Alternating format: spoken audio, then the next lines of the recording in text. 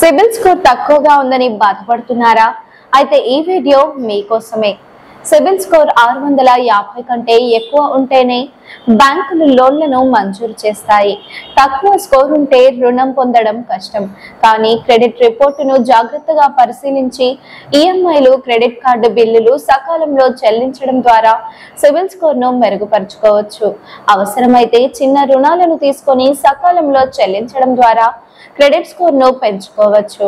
ఏదైనా అవసరమై లోన్ తీసుకోవాలంటే బ్యాంక్ వాళ్ళు ఇతర లోన్ యాప్స్ అడిగేది సిబిల్ స్కోర్. 300 నుండి 900 వరకు ఈ సిబిల్ స్కోర్ ను లెక్కిస్తారు. కనీసం 650కి పైగా ఉంటేనే మీకు సదర బ్యాంకులు లోన్లను మంజూరు చేస్తాయి.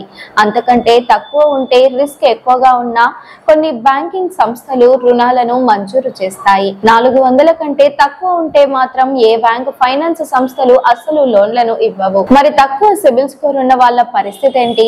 దాన్ని మెరుగుపరుచుకోవాలంటే ఏం చేయాలో ఇప్పుడు చూద్దాం. మీరు తీసుకున్న రుణాలను, క్రెడిట్ కార్డు బాకీలు, ఇతర లోన్ల ఆధారంగా ఈ క్రెడిట్ లేదా సిబిల్ స్కోర్ అనేది మీ పేరిట నమోదవుతుంది. మీరు సరిగ్గా అప్పులు చెల్లించకపోతే, క్రెడిట్ కార్డు బిల్లులు బాకీ ఉన్నట్లయితే మీకు క్రెడిట్ స్కోర్ దాదాపు 400కు పడిపోయే అవకాశం ఉంటుంది. 400కు పడిపోతే మీకు దాదాపు బ్యాంకుల నుంచి రుణాలు రావు. మొదట మీ క్రెడిట్ స్కోర్ అసలు ఎందుకు తగ్గిందో గమనించాలి. మీ క్రెడిట్ రిపోర్ట్ ను జాగ్రత్తగా పరిశీలించాలి. మీకు సంబంధం లేకుండా ఏవైనా రుణాలు మీ పేరిట నమోదైతే వెంటనే బ్యాంకును సంప్రదించి సెటిల్ చేసుకోవాలి. లేకపోతే మీ సిబిల్ స్కోర్ ను ఇవి దెబ్బతీస్తాయి. మీ రుణ ఈఎంఐలు, మీ క్రెడిట్ కార్డు బిల్లులను ప్రతి నెల సకాలంలో పూర్తిగా చెల్లించండి. మిస్ అయిన చెల్లింపులు మీ క్రెడిట్ స్కోర్ ను నెగటివ్ గా ప్రభావితం చేస్తాయి. ఒక నిర్దిష్ట నెలలో మీ బిల్లును చెల్లించడంలో మీకు ఇబ్బంది ఉంటే గడువు తేదీలోపు మినిమం మొత్తాన్ని చెల్లించాలి. మీరు క్రెడిట్ కు పూర్తిగా కొత్త వారైతే లేదా అనివార్య పరిస్థితుల కారణంగా మీ క్రెడిట్ స్కోర్ దెబ్బతిన్నట్లయితే చిన్న మొత్తంలో వ్యక్తిగత రుణం తీసుకోవాలి. వీటికి వడ్డీ రేట్లు ఎక్కువగా ఉండవచ్చు.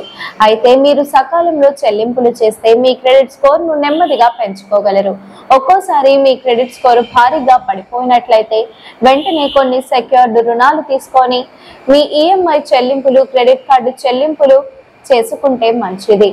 ఉదాహరణకు గోల్డ్ లోన్, ఆస్తి పత్రాలు తనఖా పెట్టి రుణాలు తీసుకోవడం వంటివి చేయవచ్చు. అలా రుణాలు తీసుకొని టైం టు టైం ఈఎంఐలు చెల్లిస్తే పడిపోయిన మీ సిబిల్ స్కోర్ మళ్ళీ పెరుగుతుంది.